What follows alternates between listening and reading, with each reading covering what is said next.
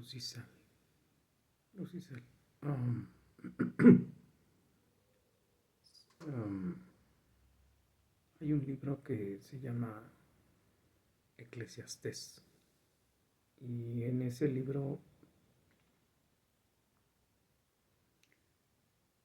eh, Salomón narra la aventura de tratar de entender el mundo, como él le dice, debajo del sol. Palabra clave, debajo del sol, o bueno, palabras clave, debajo del sol, ¿qué quiere decir?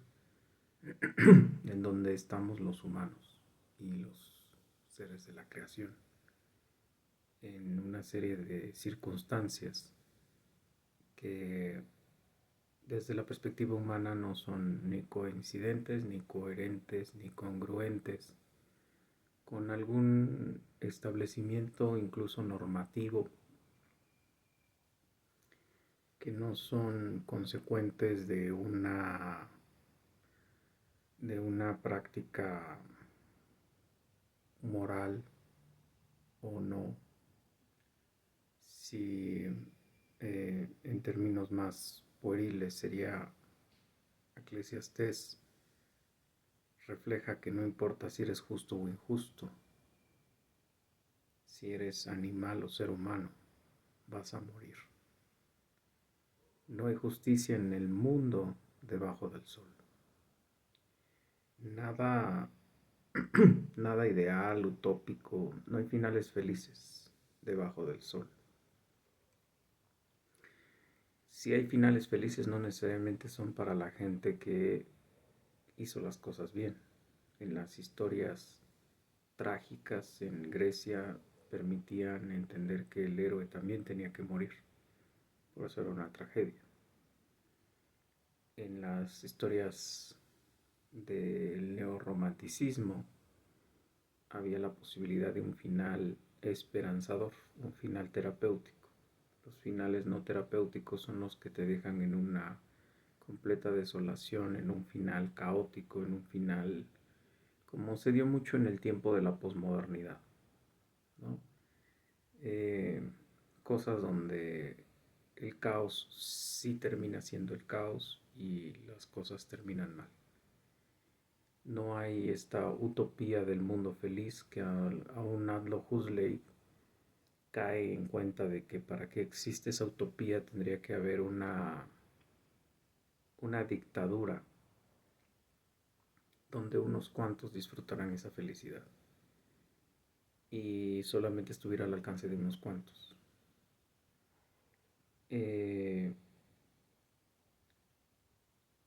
Lo único que te deja el libro de Eclesiastés, si no eres cristiano y eres filósofo o estás buscando textos que justifiquen tu existencialismo, pues ese libro te sirve mucho, porque al final terminas diciendo otra palabra clave: vanidad de vanidades.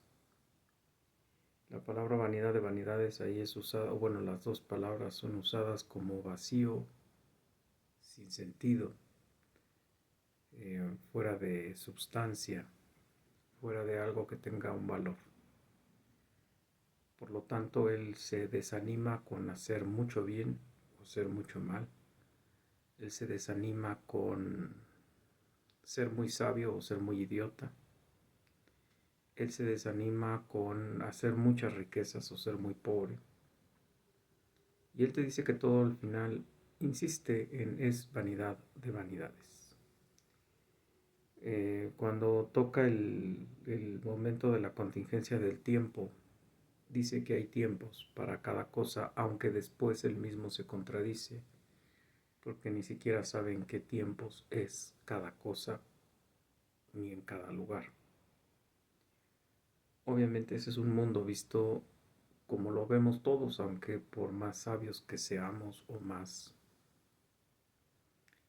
eh, inteligentes para crear escenarios previos que pueden pronosticar escenarios posteriores, hacemos un poquito las veces de profetas, videntes, que no es necesariamente que seas vidente, simplemente ya tienes antecedentes previos y consecuentes previos, y entonces lo que haces es una analogía. Y en muchos de los casos es cierta, es verdadera, es decir, podemos predeterminar cosas y pasan, muy a nuestra desgracia. Y en este caso él reconoce que no hay esa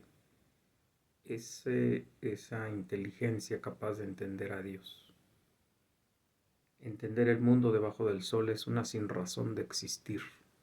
Vuelvo a los existencialistas. Si tú quieres encontrarle al libro de Eclesiastés una posición filosófica, es esa futilidad de haber nacido. Mejor los que no nacieron. Así lo dice el mismo libro, no lo estoy diciendo yo. Dice mejor los que no han nacido.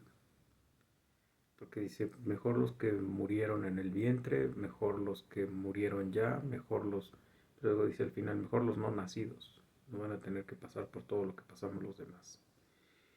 Y lo dice un tipo que tenía 7,000 mujeres y tenía miles de caballos y tenía jardines y tenía de todo, y además tuvo a bien pedirle a Dios sabiduría.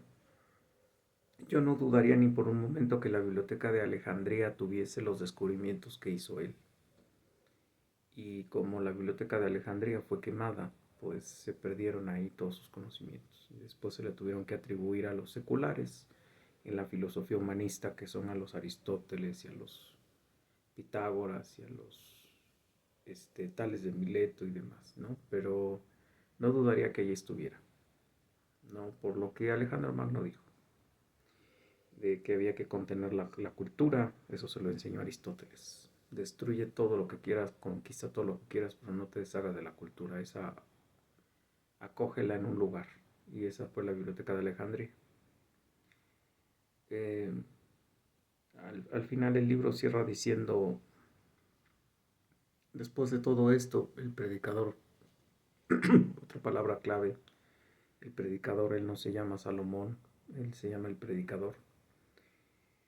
Él dice, lo único que tú tienes que entender, hijo mío,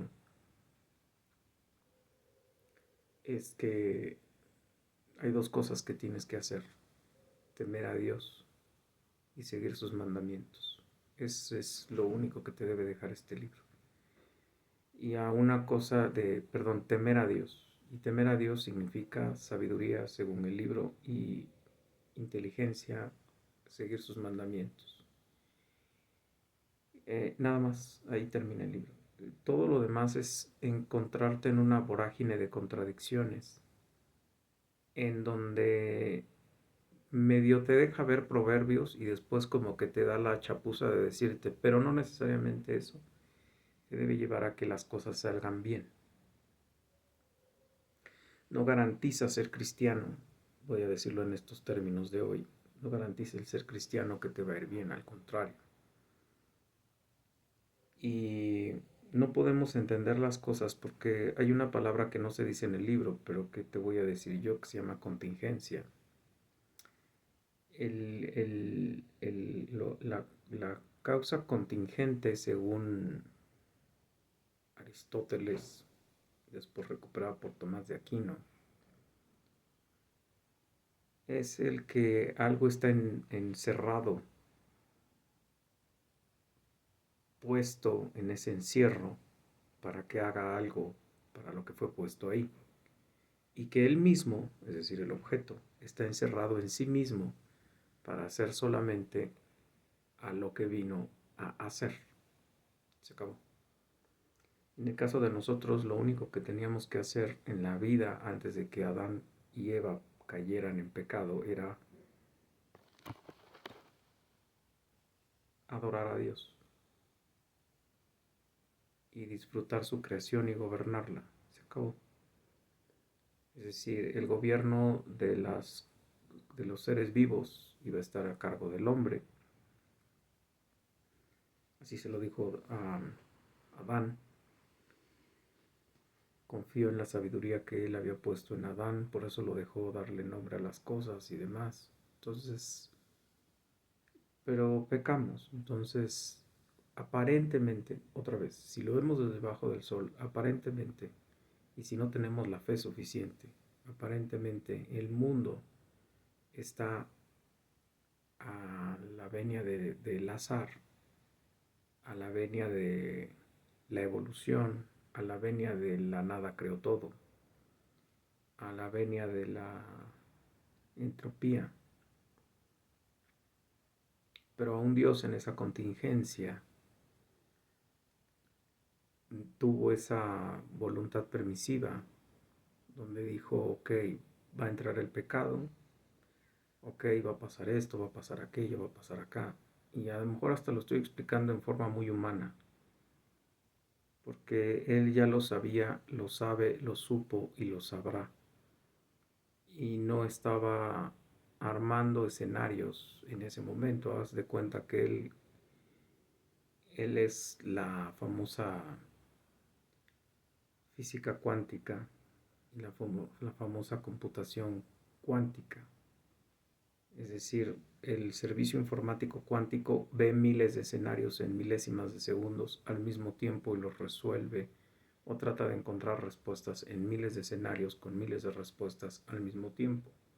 Por eso Google se ufana en haber sacado este procesador con, con inteligencia cuántica, con uso del quantum, para poder explicar un proceso que llevaría 100 millones de años resolverlo en segundos. Bueno, Dios no necesitó ni siquiera ver los escenarios, ya los tenía. Dios ya sabía lo que estaba haciendo cuando lo estaba haciendo y ya sabía la secuencia de lo que estaba haciendo cuando lo estaba haciendo. Y ya sabía lo que iba a ocurrir después de lo que estaba haciendo, como lo estaba haciendo. Y sabe lo que va a seguir después de ese que sigue haciendo lo que sigue haciendo. Esa es su contingencia. Porque cuando, otra vez, hay que tocar una palabra que no se dice en el libro. En el libro se habla de finitud. En el libro se habla que el hombre es como la hierba. En el libro se habla de que nosotros estamos encerrados entre el tiempo y el espacio. Pero Dios es infinito. Dios es infinito. Y eso nos debe de traumar a todos, porque tú no sabes, o sea, el infinito no tiene principio. Y el infinito no tiene fin. Hasta cuando nosotros decimos hay un valor a la n y le queremos poner ese 8 al revés que dice infinito, en realidad es mentira, porque ese número tuvo un inicio. La serie secuencial de ese número inició. Bueno, Dios no tuvo inicio. Él existe desde antes de la fundación del mundo. Siempre ha existido. De hecho, esto del engendró a su hijo unigénito, Salmo 2, no podemos encontrarle un inicio, porque si no caeríamos en la herejía de la primera iglesia, que por ahí se presentó, donde se llegó a decir que Jesucristo entonces también era un ser creado. Y por eso existe el credo que dice Jesucristo fue engendrado, no creado. Fue engendrado del Padre. Misterio que tú y yo no vamos a entender nunca, pero que Él es de Dios, con Dios, por Dios y de Dios. En términos del Evangelio de Juan es, el verbo era Dios, el verbo es con Dios, el verbo es Dios, el verbo estuvo desde antes de la fundación del mundo. Bueno, esa contingencia que Dios sí ve y que además nosotros no entendemos, porque en Dios no hay límites, es que es lo que no, ojalá lo sepa yo explicar, no hay límites, por lo tanto no hay contingencias para Él, pero sí Él pudo meternos en una contingencia. A la contingencia le llamó en la Biblia que Él sujetó todas las cosas. Él sujetó todas las cosas para su honra y su gloria. Y lo que te puedo decir en términos muy tangibles es que nos sujetó al espacio y al tiempo. y a un telos que solo él entiende. Pero al final lo que te toca a ti y a mí, si somos cristianos, es temer a Dios y llevar sus mandamientos. Esa es nuestra contingencia, independientemente de que podamos triunfar o no en los trabajos, o podamos triunfar o no en nuestras cuestiones cotidianas, en que si podemos llevarnos un pan a la boca, o ser el padre o la madre o el hermano o el tío o el amigo que debes de ser, o el amigo de tu Michi que te adopta. Tú tienes que adorar a Dios, y ese es tu único fin, tu contingencia máxima y la única por la cual fuiste creado. Y si no logras eso en la tierra y no ya tienes hechas tus maletas deseando irte ya porque este mundo no te satisface, entonces no vas a poder ser, no eres cristiano, porque al final solo vas a tener a Dios, atrás, arriba, abajo, en medio y adelante. No vas a tener Disneyland, no vas a tener reggaetón, no vas a tener sexo, no vas a tener fiesta, no vas a tener gritos, no vas a tener nada de eso. Vas a tener a Dios. Y Él solo va a ser tu objeto de adoración. Si no lo es aquí en la tierra, pues no te sirve de nada. Y bueno, espero que te sea útil. Luz y sal.